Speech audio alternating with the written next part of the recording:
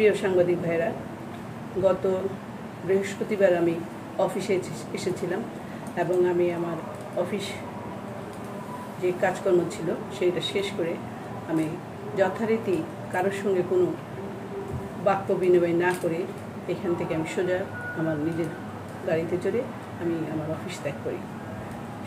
সম্মানিত সাংবাদিক ভাইরা, কিন্তু সেদিন কে বা কাহারা একটা ভুল তথ্য মিডিয়া কর্মীদের দিয়েছেন যে আমি ঢাকার সব বড় বড় সাংবাদিকদের ম্যানেজ করে এখানে এসেছি।